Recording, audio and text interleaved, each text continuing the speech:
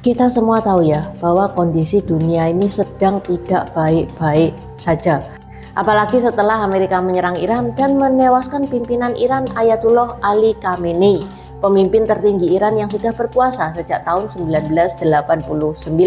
Beliau meninggal di usia ke-86 tahun. Serangan itu dilakukan bareng bestinya Israel di ibu kota Iran, Teheran. Amerika dengan bangganya ngasih nama operasinya itu Operation Epic Fury, yang kalau di bahasa Indonesia kan itu operasi kemarahan besar-besaran. Padahal loh, yang mestinya marah itu kita, ya kan? Dampaknya besar loh ini bagi perekonomian global. Harga sebentar lagi nggak karu-karuan ini, gegara ulahnya dia. Dan yang bikin tambah miris, korban jiwanya itu banyak. Pertanyaannya, Amerika itu loh, negara yang paling kenceng teriak soal HAM, negara yang paling kenceng teriak soal demokrasi, kok dia melakukan serangan brutal kayak gini? Dan kenapa kok ada kejadian seperti ini? Tajaha wajo intan huanyin leta wata bintau dynasty show. Kaos yang Intan pakai ini gambarnya Tong Fang Pupai, villain tapi dicintai oleh masyarakat China. Siapa itu Tong Fang Pupai? Intan baru bahas ini nih, linknya di deskripsi juga sudah Intan taruh. Open PO sampai tanggal 9 Maret. Teman-teman bisa check out via Shopee yang linknya ada di deskripsi. Ada berbagai warna, ada ukuran mulai dari S sampai 3XL. Selain Tong Fang Pupai, ada juga custom marga. Teman-teman bisa custom marga sesuai dengan marga teman-teman sendiri. Untuk custom marga itu ada banyak efek. Ada efek emas, emasnya berkilau tuh. Ada efek glow in the dark, jadi kalau di kegelapan itu bisa nyala. Dan efek rainbow, kalau kena cahaya itu keluar efek hologramnya. Kalau teman-teman tidak suka aneh-aneh tanpa efek pun juga ada. Selain Tong Fang Pupai dan custom marga, ada juga berbagai tokoh Tiongkok seperti Hakim Pao Kerasakti, Neca, Kaisar pertama Qin Shi Huang, tokoh Sampo juga lengkap mulai dari Guan Yu, juga Liang Cao Zhelong, Liu Bu, Guan Yu dioperasi oleh Dr. Hua Tuo, Cao Cao dan lain-lain. Okay, let's start. Serangan Amerika ke Iran terjadi pada tanggal 28 Februari, hanya selisih 2 hari setelah perundingan antara Amerika dengan Iran yang berada di Jenewa, Swiss. Mereka berunding ya soal nuklir ini juga, itu sudah perundingan ketiga. Dan rencananya minggu ini itu mau lanjut ke pertemuan yang keempat di Wina, Austria. Tapi perundingan berminggu-minggu itu menjadi sia-sia setelah Presiden Amerika Serikat Donald Trump dan Perdana Menteri Israel Benjamin Netanyahu memilih menyerang Iran pada 28 Februari 2026. Amerika merilis operasi Epic Fury dan melancarkan serangan udara ke berbagai lokasi di Iran, termasuk di sekitar kediaman pemimpin tertinggi Ayatullah Ali Khamenei. Mengenai konflik apa yang terjadi antara Amerika dan Iran, sebenarnya Intan pernah bahas secara detail tahun lalu di sini nih. Pada saat Amerika nyerang Iran juga tahun lalu juga ada. Tapi buat yang belum nonton nggak apa-apa, tak spill sedikit aja garis besarnya. Pokoknya Iran itu lagi gencar-gencarnya ngebangun kemampuan nuklirnya, yang mana katanya buat energi. Tapi Amerika tidak serta-merta percaya, yang terus gitu Amerika itu khawatir Iran itu militernya kuat. Kalau Iran militernya kuat, lawung Amerika sama Iran itu nggak akur, bisa-bisa nyerang Amerika. Buat Amerika ini dianggap sebagai ancaman yang serius. Bukan cuma buat Amerika, tapi juga buat sekutunya Amerika termasuk Israel. Ditambah lagi ada laporan dari mata-matanya Amerika, yang mana katanya Iran lagi menyiapkan serangan-serangan ke aset Amerika dan sekutunya. Itu cuman laporan dari mata-mata, belum kejadian. Sehingga Amerika ini mikir, daripada negaraku yang hancur, lebih baik mumpung sekarang aku masih lebih kuat dari dia, tak bom aja duluan. Kalau teman-teman ingat, pada bulan Juni tahun 2025 juga ada perang 12 hari, di mana Amerika menyerang Israel dan menggempur fasilitas nuklir Iran. Di ini nih, di link ini ya. Trump itu pada saat itu bilang bahwa dia itu berhasil menghancurkan pos-pos nuklirnya Iran. Tapi sama Iran dibangun lagi dan sekarang jadi masalah lagi. Amerika semakin tidak nyaman saat melihat Iran itu kok ngayak uranium, kok semakin banyak. Perasaan kalau energi listrik nggak perlu uranium sebegitu banyaknya. Ini beneran buat energi atau buat nuklir? Iran sih bilangnya buat energi, tapi Amerika dan sekutunya nggak percaya. Sebelum terjadi sesuatu yang tidak diinginkan, beberapa negara itu mencoba untuk nengahi, mencoba untuk ngadem-ngademi. Bos, jangan panas dulu bos, kita rundingan dulu. Oke, salah satunya adalah negara Oman. Yang mana akhirnya kedua negara setuju. Terjadilah perundingan pertama yang terjadi pada awal Februari di Muscat, Oman. Dari Iran diwakili Menteri Luar Negeri Abbas Araghchi. Dari Amerika ada Steve Witkoff, utusan khusus Timur Tengah, Jared Kushner, penasihat presiden, dan Brad Cooper, komandan militer Amerika Serikat. Pertemuan ini adalah pertemuan yang tidak langsung. Loh, tidak langsung maksudnya gimana? Ini bukan kayak lewat telepon atau lewat Zoom gitu, enggak ya. Tapi bukan juga di satu meja tatap muka itu, enggak. Jadi modelannya meetingnya itu kayak gini, ada delegasi Iran ditaruh di satu ruangan. Di ruangan yang lain, lah itu delegasinya Amerika. Ada Menteri Luar Negeri dari Oman yaitu Sayyid Badr al-Busaidi, itu bolak-balik ngantar pesan. Modelnya kira-kira kayak gini. Iran ngomongnya itu ke Menteri Luar Negerinya Oman.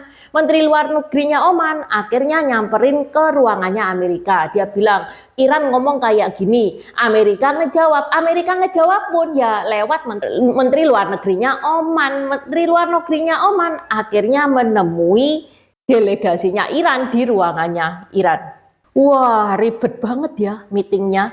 Kenapa kok seribet itu meetingnya? Ya karena sejak tahun 1979 hubungan Iran sama Amerika sudah tidak normal. Rasa percaya kedua kubu ini masih tinggi banget. Jadi format ini dipakai biar komunikasi itu tetap jalan tanpa harus tatap muka. Waktu itu ada berita yang beredar. Menteri Luar Negeri Iran bilang bahwa pertemuan ini adalah awal yang baik. Artinya meeting pertama berjalan dengan lancar, dunia lega. Tapi ya namanya negosiasi berat ya, nggak mungkin kelar sekali duduk. Belum ada solusi win-win solution buat kedua belah pihak. Sehingga dilanjutkan ke meeting yang kedua. Meeting yang kedua ini nggak jelas ya. Berada di mana, tempatnya di mana tidak jelas. Dan meeting kedua pun lanjut lagi ke meeting ketiga yang berada di Jenewa, Swiss pada tanggal 26 Februari 2026. Ya masalahnya sampai meeting ketiga ini pun belum ada kesepakatan yang menguntungkan kedua belah pihak. Akhirnya direncanakanlah lagi meeting keempat yang rencananya akan diselenggarakan di Wina, Austria di minggu pertama bulan Maret. Tapi meeting keempat ini tidak jadi. Kenapa? Karena Amerika keburu meluncurkan Operation Epic Fury pada tanggal 28 Februari 2026. Menurut BBC, pada Sabtu pagi 28 Februari 2026, sekitar jam setengah 10 waktu Teheran, tiba-tiba terdengar ledakan besar di ibu kota Iran. Dari foto dan video yang beredar, terlihat asap tebal ngepul di atas lapangan Jomhuri dan Hasan Abad. Bukan cuma di Teheran, suara ledakan juga terdengar di beberapa kota seperti Isfahan, Qom, Karat sampai Kermanshah. Dikutip dari Al Jazeera, Trump itu mengatakan bahwa ini adalah operasi tempur besar-besaran dan bahkan Trump itu sempat nyuruh pasukan Iran untuk menyerah dan meletakkan senjata. Bahkan di medsos, Trump itu juga keluar-keluar mau memusnahkan angkatan lautnya Iran. Ya susah ya kalau punya presiden caper gini ya, yang suka banget digibahin satu dunia.